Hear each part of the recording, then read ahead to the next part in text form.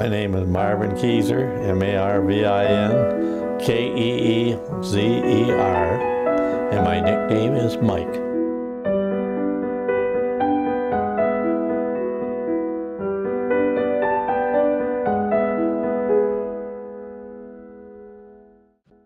I was born in Chelsea, Michigan, on a farm north of Chelsea, about 3 miles, on a Canfield farm. I was nicknamed by one of my brothers when I was just a little guy, and we were all nicknamed. There was 11 in the family. There was 8 boys and 3 girls, and I'm the only one left out of the 11. The rest of them are all older than I am.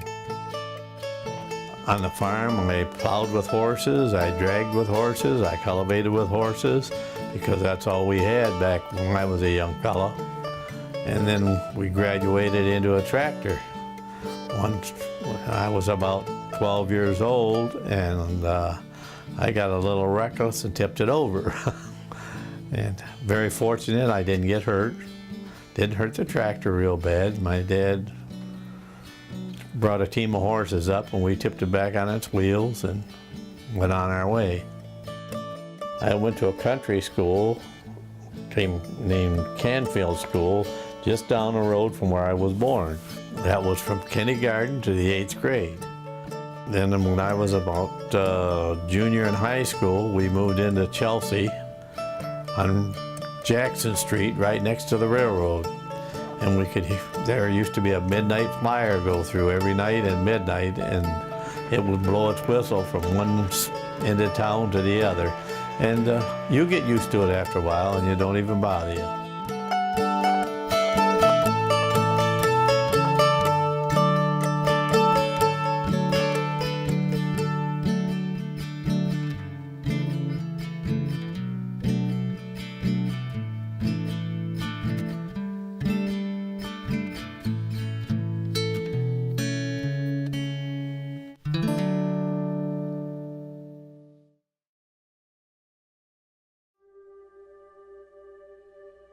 When we went from the country school into Chelsea High School, where I went, we were called Hicks because we were from the country and they really didn't care for us.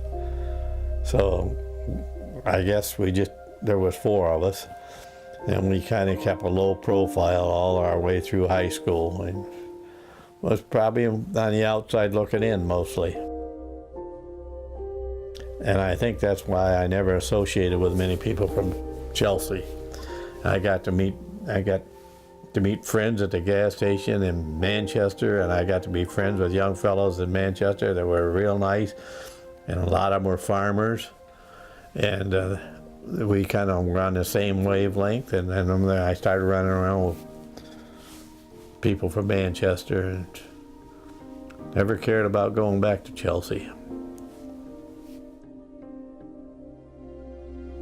My dad passed away when I was a senior in high school. He was 57 years old, a young man really, but he did get to see me in my cap and gown. We went down to the hospital. I and my nephew who graduated with me. We both went down to the hospital, the U of M hospital, that's where he was, and we got in and he got to see us both in our caps and gowns. And shortly after our graduation, a few days afterwards, is when he passed away.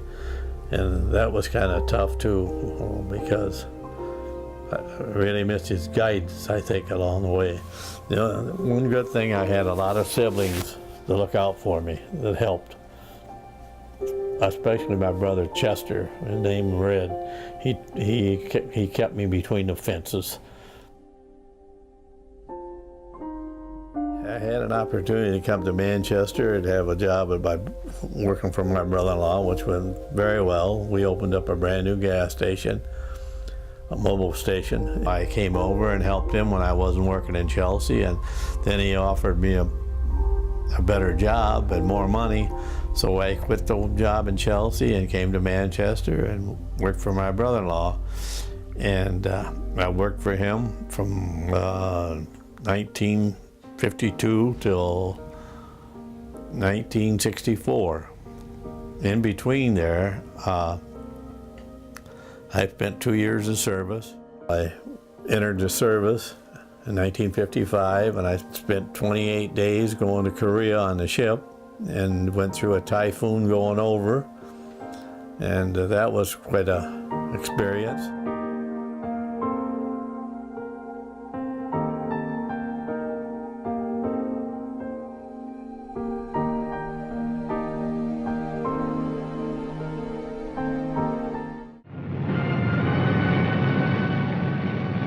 After overcoming many of nature's obstacles, tanks fulfilled a variety of missions. They were the short, hard punch of limited infantry attacks, destroying enemy machine guns and blasting enemy bunkers, which held up the advance of the UN foot soldier. I really wasn't in the war. I was over in Korea shortly, right after the war was over with.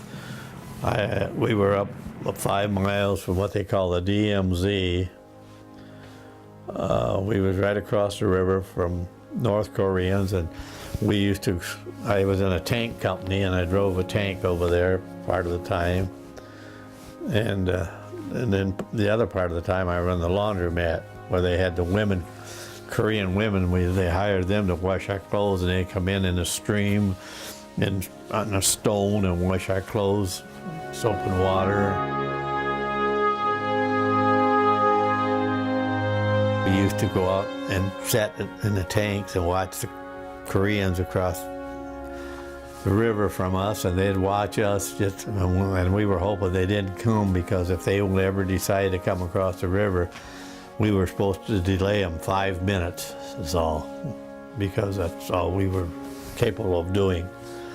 And fortunately, they never decided to do that while I was there. And I've seen there was still a lot of landmines and stuff over there, that minefields that weren't destroyed, and they'd find some of those, and we'd run over with the tanks and explode the landmines, and for personnel mines, I guess they call them, for our troops. And one time they were supposed to move out of the village, the Koreans were, and they didn't want to do that, so I had a tank with a blade on the front, and they told me to go in there and knock that village down, and I didn't want to do it, but I was ordered to do it, so that's what I did. And the people scattered, and they'd yell at you and scream at you, but that was part of life, I guess, over there.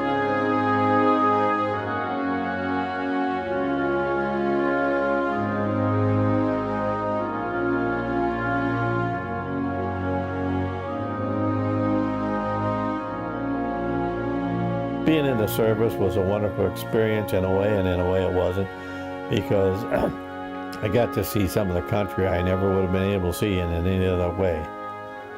And it was good and bad, but I learned a lot from it too, so.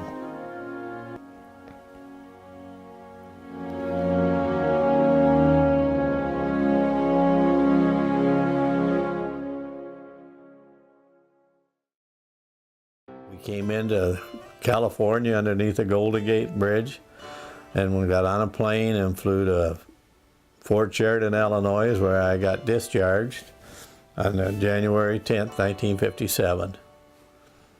And I came home and went back to work for my brother-in-law, the mobile gas station.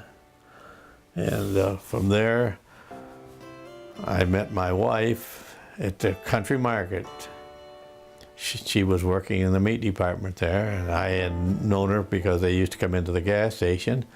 She was married and had 2 boys, David and Dennis, super boys, and she ended up with a divorce, and we started going together and got married in 1960.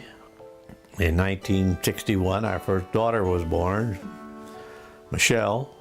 And then we had 2 more daughters that were born later on, Dawn and Heidi.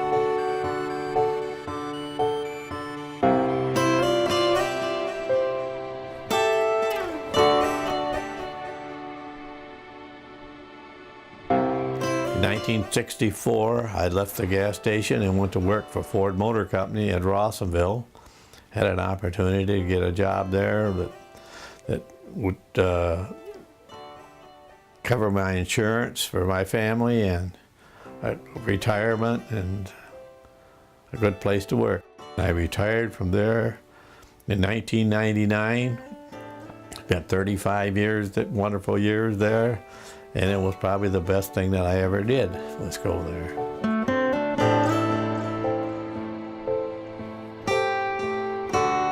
I and my wife, Edna, we're into antiques. We have an antique booth in Pine Tree in Brooklyn. And we go to auctions and yard sales and travel around, and wherever we see something we think we can make a buck or two on, we buy it. If we can't, well, we can't.